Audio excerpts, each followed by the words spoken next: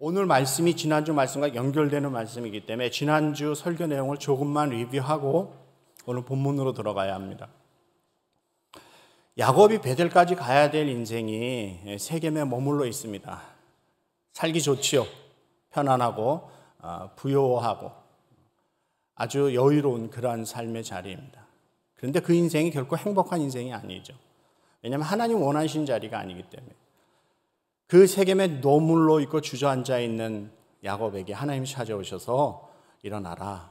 세겜에서 일어나서 베델로 올라가라. 너가 가야 될 궁극적인 골은 여기가 아니라는 것이죠. 베델이라는 것입니다. 베델. 그래서 베델로 올라가라고 하나님이 말씀해요. 그 말씀을 받은 야곱이 정신이 번뜩 나는 것입니다. 아하, 그렇지. 내가 여기 있어야 될 인생이 아니지.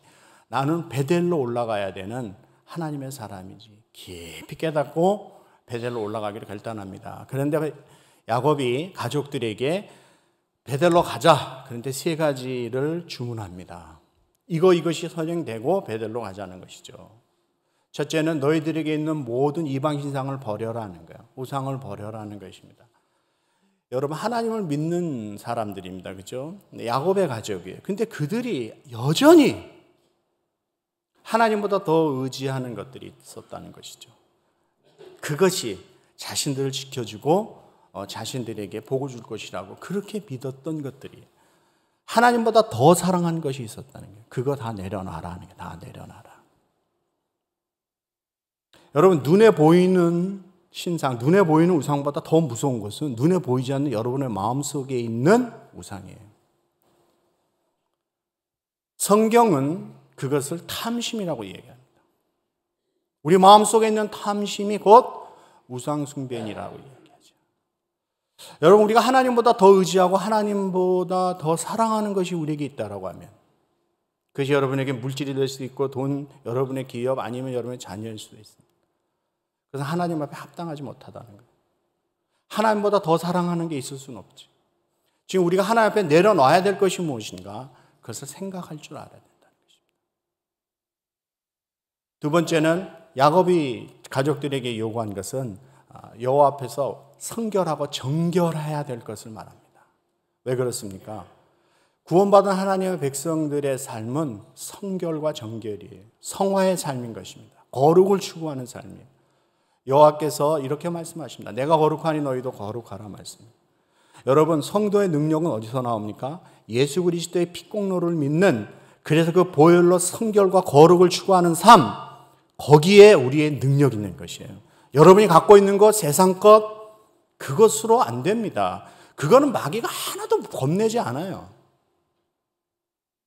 구원받은 하나님의 백성으로서 우리가 예수 그리스도의 피를 의지하며 성결과 거룩을 추구하는 삶, 거기에 성도의 능력이 나온다는 것이죠. 세 번째는 가족들에게 의복을 바꿔 입어라라고 이야기합니다. 성결과 거룩이 우리의 내면의 삶을 이야기하면 의복을 바꿔 입어라는 것은 구원받은 백성에 드러나는 외적인 삶의 모습이죠. 우리가 살고 있는 삶의 현장에서 얼마만큼 구원받은 백성의 삶의 모습이 드러나는가 하는 거예요. 우리가 구원받았다고 하면 구원받은 백성으로서 입어야 될 마땅한 옷이 있다는 거예요.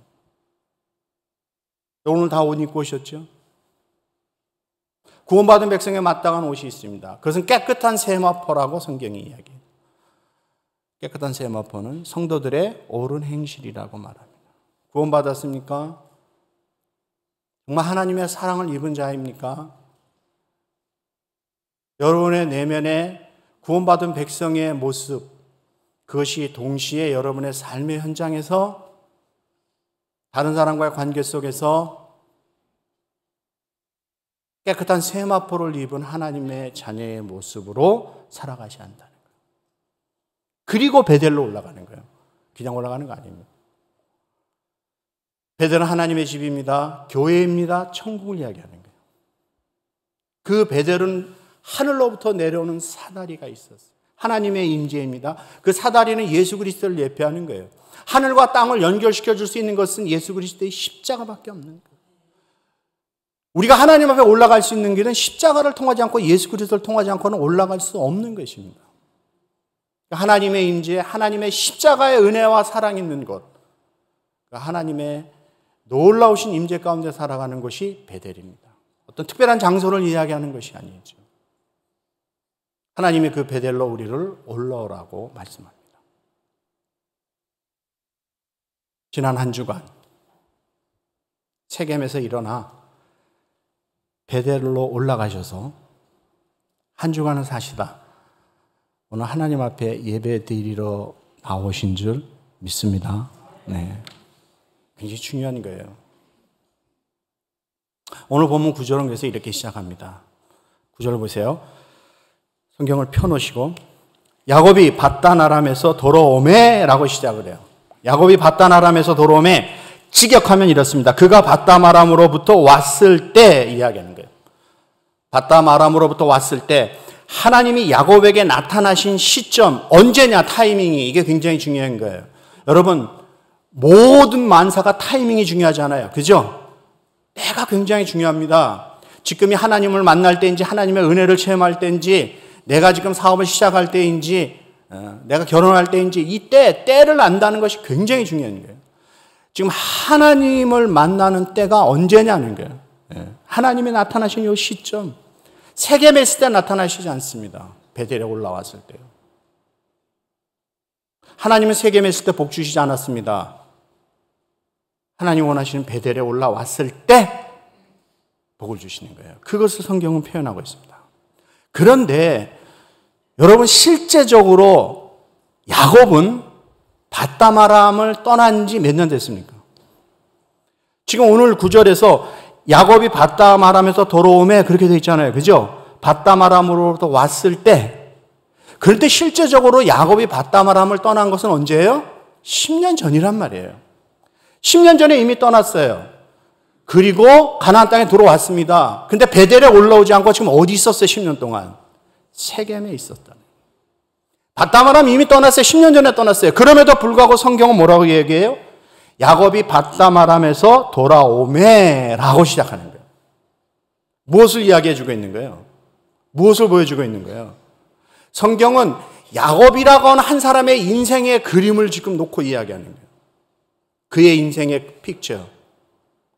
그것은 야곱이 밧단 아람에서부터 출발해서 베델까지 올라와야 하는 여정을 이야기하고 있는 거예요.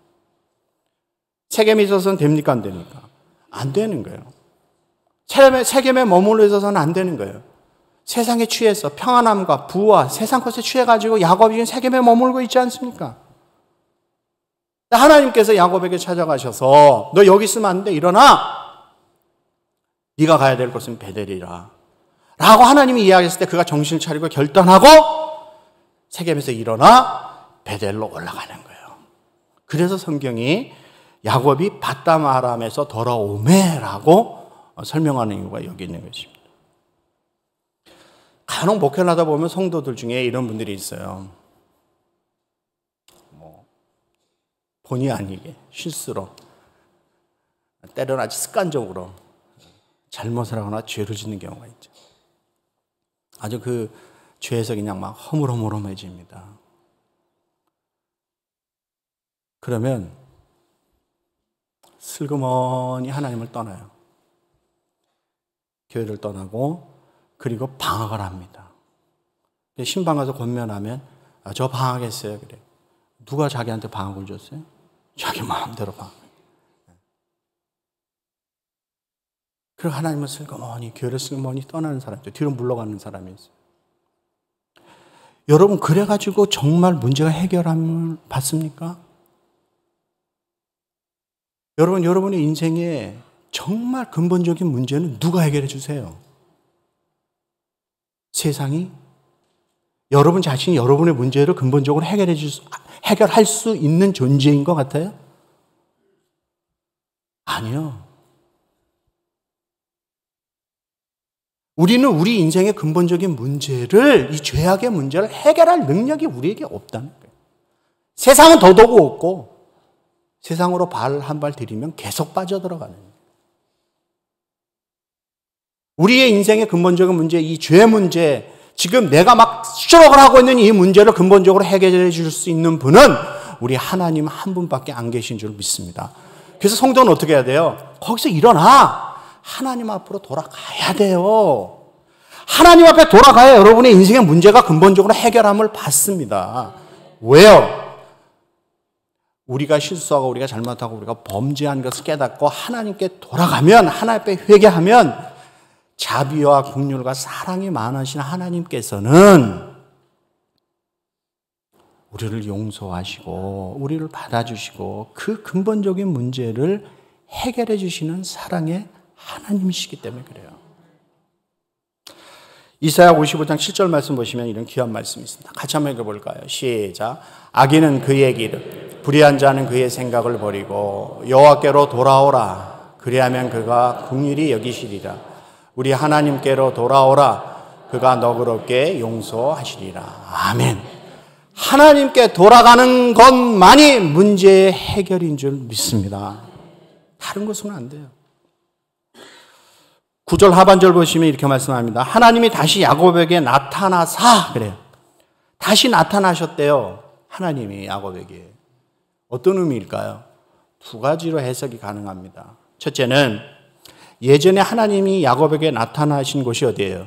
베델이잖아요. 그죠? 베델에서. 그러므로 이번에 또다시 같은 장소에서 나타나셨기 때문에 하나님이 다시 야곱에게 나타나심이라, 이런 표현이 성경에 나옵니다. 근데 또 다른 해석이 있습니다. 그건 뭐냐면 야곱의 인생에 있어서 하나님이 야곱에게 나타나신 게 지금 여기까지 카운트해 보면 5번째. 놀라운 일이죠. 그러므로 하나님이 야곱에게 다시 나타나시면은 먼저 설명드린 거나 후자 중 어느 거를 택하든 관계없습니다. 정말 중요한 것은 뭐냐면 하나님이 야곱을 무지무지하게 사랑하신다는 거예요. 그 실수, 그 허물, 그 약속 바르고 사기꾼처럼 살아가고, 지금 가나안 땅에 들어왔는데도 베델 올라오지 않고 세겜에서 10년 동안 죽축 있는 그 정말 그 인생을 하나님께서 왜 그렇게 사랑하시는지 말로 다 할 수 없는 거예요. 하나님이 너무너무 사랑하시니까 야곱에게 다시 나타나시는 거예요. 여러분, 꼴보기 싫은 인간 또 보고 싶습니까? 여러분은 어떠세요? 내가 저 인간 다시 보면 그런 거 있죠. 근데 보고 싶은 사람이 있잖아요. 한 번 보고 두 번 보고 자꾸만 보고 싶네. 이거 어서 많이 듣던 것 같은데. 왜? 사랑하니까, 좋아하니까 한 번 보고 두 번 보고 또 보고 또 보고 자꾸 보고 싶은. 하나님이 야곱을 그렇게 사랑하시는 거예요. 우리 인간적인 생각으로 이해할 수 없는 사랑. 그래서 하나님의 사랑은 지독한 짝사랑이라고 하는 거예요. 사랑받을 자격도, 사랑받을 조건도 없는 자에게 베풀어 주시는 하나님의 사랑. 이걸 어떻게 우리가 설명하고 이해할 수 있겠어요? 인간이라면 야곱을 벌써 12번도 더 내쳐버리고 말았을 거예요. 하나님은 그 야곱을 포기하지 아니하시고 또 찾아오시고 또 만나주시고. 여러분, 야곱 같은 인생 아니었어요?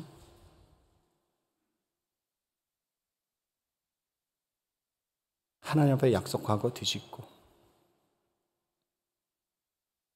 하나님 앞에 순종한다고 하고 불순종하고, 하나님의 유익과 내 이해가 부딪힐 때 입으로는 하나님의 영광 이야기하면서 내 거 먼저 슬쩍 취하고. 우리가 야곱같이 산 인생이에요. 아니에요? 여러분 알지 모르지만 저는 그렇게 살았어요. 근데 하나님이 포기하지 아니하시고 사랑받을 자격과 조건이 아무것도 없는 인생들을 찾아오셔서 내가 너를 사랑하노라, 포기하지 아니하시고 끝까지 사랑하시는 그 하나님의 사랑. 그 사랑이 오늘 야곱에게 임한 사랑이고 그 사랑이 여러분에게 임한 사랑이라고. 세 번째, 여러분 기억하시는 것은 하나님께서 야곱에게 다시 나타나신 이유가 있다는 거예요. 그죠? 그것은 가나안 땅에 들어왔으나 베델에 올라오지 않고 아직 세겜에 10년 동안 머무르고 있는 야곱, 은혜를 받았으나 은혜 받은 자의 모습 없이 살아가는 야곱, 한심한 모습, 그 그러한 모습임에도 불구하고 하나님께서 그에게 다시 나타나셔서 야곱을 책망하거나 야단치시지 않고, 우리 같으면 아마 좀 한마디 했을 거예요. 그러지 아니하신다는 거예요. 성경에서는 책망하거나 야단치시지 않고 그 야곱에게 복을 주시고 그 야곱을 세워주시는 사랑의 하나님을 오늘 묘사하고 있다는 거예요. 놀라운 사랑이죠. 야곱이 그 사랑을 받았기 때문에 그 인생이 변화되어 이스라엘 영광스러운 삶으로 가는 거예요. 그 하나님의 사랑이 여러분에게 임했기 때문에 내가 오늘 그래도 이 정도 믿음 지키고 하나님 앞에 예배드리고 믿음으로 살아가는 존재로 세워진 것이에요. 우리에게 있는 게 아니에요. 철저한 하나님의 은혜고 하나님의 사랑이에요. 이해할 수 없는 하나님의 사랑, 이해되지도 않는 하나님의 사랑, 그 사랑을 야곱이 입었고 여러분이 입으신 거예요. 자, 그럼 하나님이 야곱에게 주신 그 축복을 성경은 오늘 4가지로 이야기합니다. 첫째는 오늘 10절 말씀 같이 읽어봐야 돼요. 자, 성경 피셨죠? 없으신 분은 앞에 보시고 10절입니다. 시작. 하나님이 그에게 이르시되 내 이름이 야곱이지만은 내 이름을 다시는 야곱이라 부르지 않겠고 이스라엘이 내 이름이 되리라 하시고 그가 그의 이름을 이스라엘이라 부르시고. 아멘. 야곱이라 부르지 말고 뭐라 부르라? 이스라엘이라 부르라. 근데 하나님이 야곱에게 이 얘기하신 건 여기가 처음입니까? 아니지요. 이미 하나님께서 분이엘의 아침에 그 야복강 나루터에서 야곱에게 이스라엘이라는 새 이름을 주셨잖아요. 그런데 그 새 이름을 받고 야곱이 이스라엘로 변화된 삶을 살지 못해요. 이스라엘로 불려야 되는데 계속 야곱으로 불려온 거예요. 가나안 땅에 이미 들어왔음에도 불구하고 베델로 올라오지 않고 10년 동안 세겜에서 머물고 있는 야곱이에요. 정신 차리지 못한 모습이죠. 하나님의 약속을 언약을 받았음에도 불구하고 그 베델의 언약을 그 실천하지 못하는 모습. 안타까운 모습이란 말이죠. 그 야곱에게 하나님께서 다시 리마인드 시켜주는 거예요. 너 야곱이 아니야. 이스라엘이야.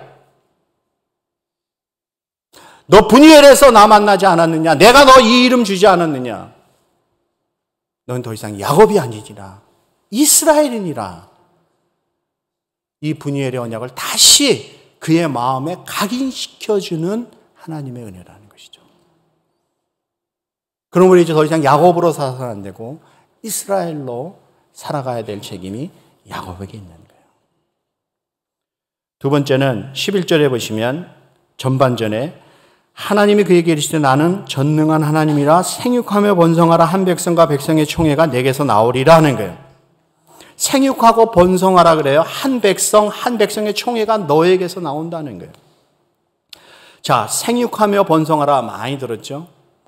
이 생육하며 히브리어 원어를 보면 명령형으로 쓰여 있습니다. 너는 열매를 많이 맺어라 하는 의미예요. 그것이 생육함이에요. 번성하라 역시 히브리 명령형으로 되어 있습니다. 의미는 그리고 너는 증가하라, 너는 크게 되라 라는 의미예요. 그것이 생육하고 번성하라라는 의미입니다. 그런데 이 생육하고 번성하라는 이 말씀이 야곱에게 처음 주신 말씀이에요. 야곱, 다른 사람이 안 받고 야곱이 처음 받았어요? 아니죠. 제일 먼저 이 약속의 말씀을 받은 사람들은 우리 인류의 조상인 아담과 하와라요. 생육하고 번성하여 땅을 정복하라. 하나님 분명히 말씀하셨어요. 근데 아담과 하와에게만 주신 것이 아니고 노아 홍수 이후에 노아에게도 이 약속을 주셨단 말이에요. 믿음의 조상인 아브라함도 이 약속을 받습니다. 야곱의 아버지인 이삭도 이 약속을 받는 거예요. 네. 그런데 이제 영적인 장자로 하나님의 이 구속사를 이어갈 야곱에게 하나님께서 이 약속을 다시 한번 주시는 거예요. 생육하고 번성하라. 이 언약이 이루어집니까? 안 이루어집니까? 이루어지죠. 1차적으로는 야곱이 이제 약 25년 후에 온 땅에 흉년과 기근이 들고 죽었던 요셉이 다시 살아있고 애굽의 총리가 되었다고 하는 말을 듣고 요셉이 보낸 수레를 먹고 정말 믿고 정신을 차립니다. 그래서 가솔들을 이끌고 애굽으로 내려가요. 약 70명이 내려갑니다. 그리고 430년 후에 그 70여 명이 200만이라고 하는 어마어마한 이스라엘의 민족으로 형성이 된다는 거예요. 이스라엘 민족으로. 그러니 벌써 그 말씀이 성취되는 거죠. 이 창세기를 처음 받는 사람들이 누구라고 말씀드렸어요? 출애굽에서 광야에서 태어난 2세대들, 세컨 제너레이션들. 그들이 이 말씀을 받는 거예요. 그들이 지금 이스라엘의 민족을 이루어 가나안 땅으로 진군에 들어가게 된다는 것입니다. 어마어마한 민족이 되는 것이죠. 야곱 한 사람으로 인해서. 지금 현재를 보자니까. 지금 현재 수많은 영적인 이스라엘이 있죠. 여러분도 영적인 이스라엘이죠. 예수 그리스도의 피로 구원함을 받아 하나님의 자녀가 된 우리가 영적인 이스라엘인 줄 믿습니다. 셀 수 없이 많잖아요. 어마어마하죠. 이 하나님의 약속이 이루어진 거 아닙니까? 이것을 가능케 한 것은 누구예요? 우리예요? 사람이? 아니에요. 하나님이세요. 하나님의 전능하심이 이것을 이루신 줄 믿습니다. 그러므로 꼭 기억하실 게 한 가지 있어요. 그 전능하신 하나님 아버지. 그래서 하나님께서 오늘 성경에서 나는 전능한 여호와니라고 말씀하신 그 하나님이 여러분의 아버지 되심을 믿으시기 바랍니다. 세 번째는 오늘 11절 하반절에 보시면 왕들이 내 허리에서 나오리라 그래요. 왕들이 나온다라고 이야기합니다. 지금 야곱 혼자였는데 왕들이 여러 왕들이 내 후손을 통해서 나오리라. 수많은 왕들이 야곱의 후손을 통해서 나왔죠. 그 중에 대표적인 선한 왕 다윗과 솔로몬, 그런 위대한 왕들이 나오게 된다는 것입니다. 영적으로 보면 왕 중에 왕이신 메시아 예수 그리스도가 그 혈통을 타고 이 땅에 오시게 된다는 거예요. 거기서 한 스텝 더 나가서 굉장히 중요한 것이 있습니다. 그것은 예수 그리스도의 피로 구원함을 받아 영적인 이스라엘이 된 우리가 저 영원한 하나님의 나라에서 세세토록 왕노를 한다라고 성경은 말씀하고 있는 거예요. 자, 계시록 22장 5절 말씀 같이 한번 읽어볼까요? 22장 5절 시작. 다시 밤이 없겠고 등불과 햇빛이 쓸데없으니 이는 주 하나님이 그들에게 비치심이다. 그들이 세세토록 왕노릇 하리로다. 아멘. 그러므로 이 예언의 말씀이 그대로 성취된다는 것입니다. 자, 하나님이 야곱에게 주신 네 번째 축복의 말씀이 있어요. 그것이 오늘 12절에서 다루고 있는 내용입니다. 자, 오늘 본문 12절 같이 읽어볼까요? 시작. 내가 아브라함과 이삭에게 준 땅을 내게 주고 내가 내 후손에게도 그 땅을 주리라 하시고. 아멘. 아브라함에게 약속하시고 이삭에게 약속하신 그 땅을 너와 내 후손에게 주리라라고 말씀해요. 이 가나안 땅, 여러분 이 가나안 땅은 지금 출애굽한 광야에서 태어난 이 세대들이 여호수아의 인도함을 받아 요단강을 건너 진군에 들어간다는 것이죠. 그들에게 다시 한번 고취시키고 있는 거예요. 저 가나안 땅은 너희들의 능력으로 얻는 것이 아니라 이미 하나님께서 너희 열조들에게, 선조들에게 약속하신 언약의 성취로 우리가 얻는 것이니라고 하는 것이에요. 그러므로 가나안 땅을 정복해 들어가는 당위성을 그들에게 계속해서 각인시켜 주고 있다는 것이죠. 그 땅은 누구의 땅이라? 하나님께서 우리 선조들에게 약속하신 땅이라는 거예요. 그러므로 이제 때가 되면 우리는 그 언약을, 그 약속을 믿고 들어가서 그 가나안 땅을 쟁취해야 된다는 것입니다. 가나안 땅, 아브라함과 이삭과 야곱과 그 후손에게 주신 땅, 그것이 바로 축복의 땅이라는 거예요. 그런데 성경은 이 가나안 땅은 영적으로 천국을 예표하는 거예요. 하나님의 영원한 나라를 예표하는 것입니다. 하나님의 나라를 예표하고 있는 것이에요. 그러므로 여러분 기억하십시오. 예수 그리스도의 피로 구원함을 받아 하나님의 자녀가 되어 새로운 영적인 이스라엘이 된 우리에게도 이 가나안 땅을 소유할, 이 가나안 땅을 우리에게 하나님께서 주신 줄 믿습니다. 이 가나안 땅은 지금 우리에게는 눈에 보이는 땅을 이야기하지 않아요. 구원받은 하나님의 백성인 우리에게 이 가나안 땅은 저 영원한 하나님의 나라 천국을 말씀하고 있는 것입니다. 이건 아무에게나 주시는 거 아니에요. 아무에게나 허락된 것이 아니에요. 예수 그리스도의 피로 죄 사함을 받아 하나님의 자녀, 새로운 영적인 이스라엘이 된 하나님의 언약 안에 들어온 언약 백성에게 주신 하나님의 약속인 줄 믿습니다. 여러분 분명히 기억하십시오. 하나님께서 그 고귀한 독생자 예수 그리스도의 피는 곧 생명입니다. 자신의 독생자 예수 그리스도의 피, 생명을 주시면서 구원한 하나님의 백성인 우리에게 고작 땅 몇 평 주시려고 우리를 구원하셨겠냔 말이에요. 눈에 보이는 그거 주시려고 우리를 구원하셨겠냔 말이에요. 깊이 생각하십시오. 하나님이 우리에게 주시고자 하시는 것이 무엇인지를 깊이 생각하셔야 돼요. 그것은 신령한 것이고 영적인 것이고 썩지 않을 것이고 영원한 것을 우리에게 주시려고 우리를 구원하신 줄 믿습니다. 영원한 하나님의 나라예요. 우리는 이 땅에 사나 이 땅에 속한 자가 아닙니다. 우리는 천국의 하나님께 속한 하나님의 백성이에요. 바라기는 우리 CPC 성도들의 영안이 열려지시기를 주의 이름으로 축복합니다. 하나님의 백성답게 살아가고 우리의 가치관과 관심이 좀 거기에 머물러 있어야 돼요. 여러분 너무 세상 것에 연연하지 않습니까? 우리가 분명히 구원받은 하나님의 백성이지만 세상 것으로 여유 있고 좀 물질이 풍요로운 분도 있어요. 그냥 그렇게 그냥 평범하게 사는 분도 계시고 그렇게 믿음으로 살려고 애쓰고 주님을 바라보는데 어렵게 사는 분도 계세요. 건강한 분도 계신데 그렇게 건강 때문에 힘들어하는 분도 계세요. 전 내 인생에 풍랑이 없었으면 좋겠는데 왜 그렇게 풍랑이 밀려오는지, 산을 하나 넘었더니 더 높은 산이 나타나고 허덕이면서 살아가는 그런 성도들이 계세요.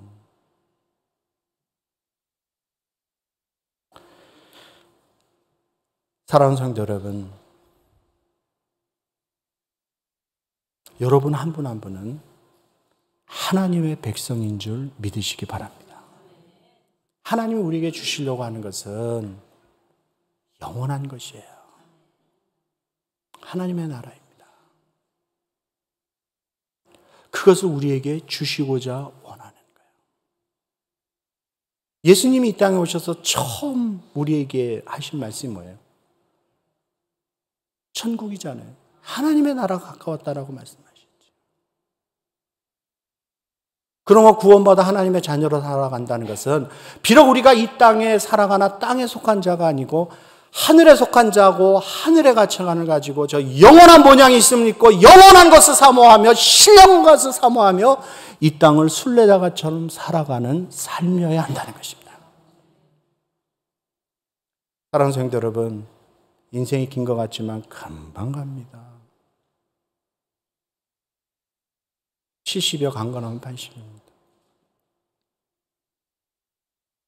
잘 사는 것도 중요하지만 하나님 앞에 서는 것을 준비하며 살아가는 것도 대단히 중요한 것입니다.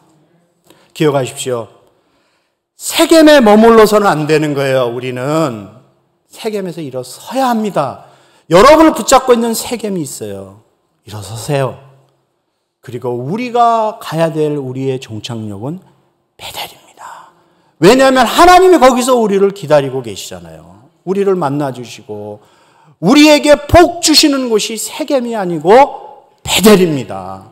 세겜에서 뭐 좀 얻었다고, 뭐가 좀 잘 된다고, 뭐 좀 돌아간다고 그냥 정신없이 낙락하고 있는 것이 아니라 야곱같이 10년이라는 세월을 허송하면서 지내는 것이 아니라 내가 돌아가야 될 본향, 내가 가야 될 파이널 데스티네이션은 베델임을 깨닫고 나를 기다리시고 나에게 복 주시기를 위해서 기다리고 계시는 그 하나님을 베델에서 만나 주님이 예배해 놓으신 놀라운 은혜와 복을 누리고 살아가는 하나님의 자녀들 되시기를 주의 이름으로 축복합니다.